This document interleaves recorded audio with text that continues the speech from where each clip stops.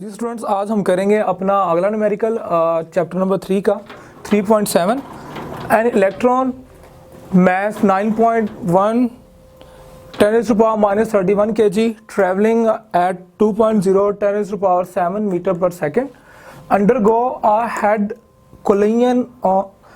collision with a hydrogen atom of mass 1.67 10 raised to power minus 27 kg which is initially at rest, assuming the collision to be perfectly elastic and motion to be along a straight line.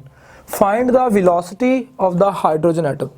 Students, इस numerical problem में हमें जो है कहा गया है कि एक इलेक्ट्रॉन है जिसका मास 9.1 मास ऑफ इलेक्ट्रॉन जो फिक्स होता है 9.1 10 - 31 kg, जो कि ट्रेवल कर रहा है इनिशियल वेलोसिटी के साथ 2.0 10 - 7 मीटर पर सेकंड, और वो जो है हेड ऑन कोलिजन होता है विद द हाइड्रोजन एटम जो कि इनिशियली एट रेस्ट है, जिसका मास हमें पता है हाइड्रोजन एटम का 1.67 10 - 27 kg होता है, और वो इनिशियली एट रेस्ट है।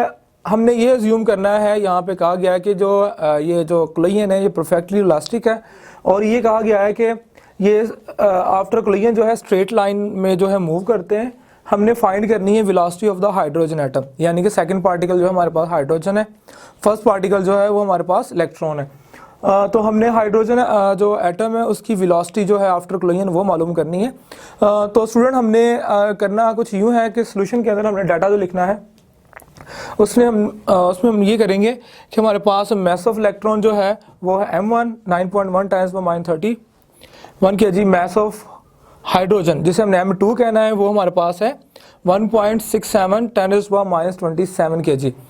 इसी तरह हमारे पास जो है वेलोसिटी बिफोर कोलिजन हमारे पास v1 होगी, वो दी गई है 2.0 10 - 7 मीटर पर सेकंड, यानी 2 × 10 7 मीटर पर सेकंड।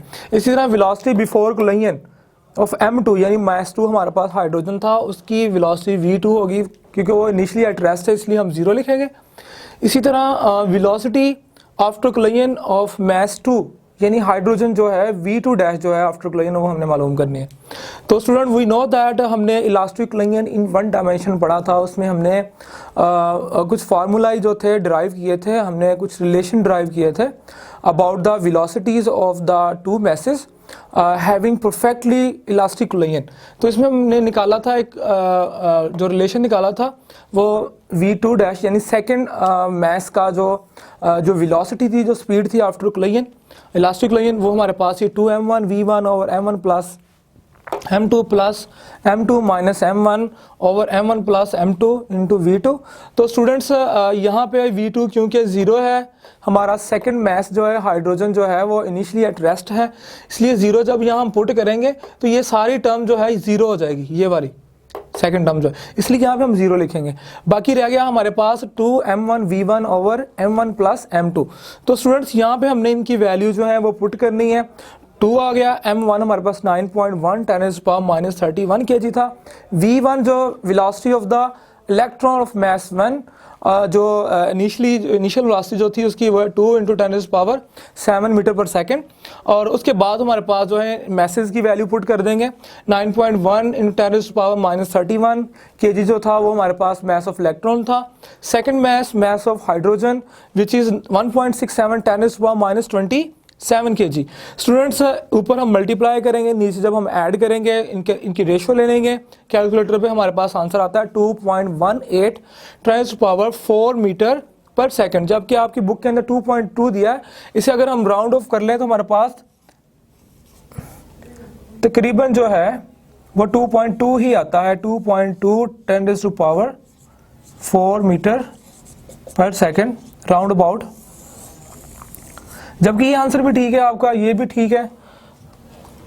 तो इस न्यूमेरिकल को हमने कुछ इस तरह सॉल्व करना है। पेपर पॉइंट ऑफ व्यू के लिहाज से, पंजाब टेक्स्ट बोर्ड के जो एग्जामिनेशंस होते हैं उनके लिहाज से ये जो क्वेश्चन है बहुत इंपॉर्टेंट है, इसलिए स्टूडेंट्स आपने इससे ज़रूर अटेम्प्ट करना है। जी स्टूडेंट्स, हमारा अगला जो न्यूमेरिकल प्रॉब्लम है वो है 3.8। A truck weighing 2500 kg and moving with the velocity of 21 metre per second collides with a stationary car weighing 1000 kg. The truck and the car move together after the impact calculate their common velocity. Students इस numerical के अंदर हमारे पास ये है कि एक truck है जिसका वज़न जो है उसका वह 2500 kg वेट जो है उसका दिया गया है, और वो जो है मूव कर रहा है इनिशियल वेलोसिटी के साथ जो क्या है 21 मीटर पर सेकंड, और वो कोलाइड होता है, टकराता है एक खड़ी हुई कार के साथ, स्टेशनरी कार के साथ, जिसका वजन जो है दिया हुआ है 1000 kg। हालांकि ये मैच दिया हुआ है। The truck and the car move together after the impact, यानी कि जब वो टकराते हैं, टकराने के बाद जो है ये कार है, ये पीछे से ट्रक का है, तो उसको साथ ही लेके जाएगा अपने। तो कैलकुलेट देयर कॉमन वेलोसिटी, वो कॉमन वेलोसिटी जो है जिसके साथ वो दोनों मूव करेंगे आफ्टर कोलिजन जो है वो हमने मालूम करनी है। तो हमने इस न्यूमेरिकल को कुछ इस तरह सोल्व करना है। सोल्यूशन में हमने गिवन दैट लिखना है जो डेटा दिया गया है हमें। मास ऑफ ट्रक इसे M1 कहना है 2500 kg, मास ऑफ कैर जो है हमारे पास वो M2 है जो है 1000 kg। Initial velocity of truck V1 इसे हम कहेंगे 21 मीटर सेकंड पर second. Initial velocity of car जो है 0 V2 जिसे हम कहेंगे वो 0 मीटर पर सेकंड, यानी 0 होगी हमारे पास। तो स्टूडेंट्स हमने कॉमन वेलोसिटी यानी कि कंबाइंड वेलोसिटी निकालनी है, जो कि हमारे पास जो after collision velocity of V1 dash होगी कार की, V2 डैश होगी ट्रक की। तो इस तरह V1 डैश V2 डैश, क्योंकि दोनों कॉमन निकालना है, हम इक्वल ले लेंगे, इसे सपोजिशन कर लेंगे, सपोज कर लेंगे कि हमारे पास किसके है V के।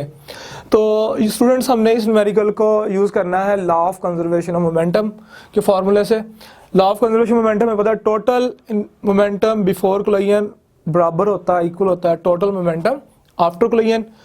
मीन टू से M1 V1 plus M2 V2, total momentum before collision, M1 V1 dash plus M2 V2 dash total momentum after collision. तो स्टूडेंट्स यहाँ पे V2, क्योंकि कार हमारे पास इनिशियली रेस्ट पे थी, इसलिए हमने यहाँ पे 0 पुट किया है V2 की जगह पे, जो इस M2 से मल्टीप्लाई होकर क्या हो जाएगा 0 हो जाएगा।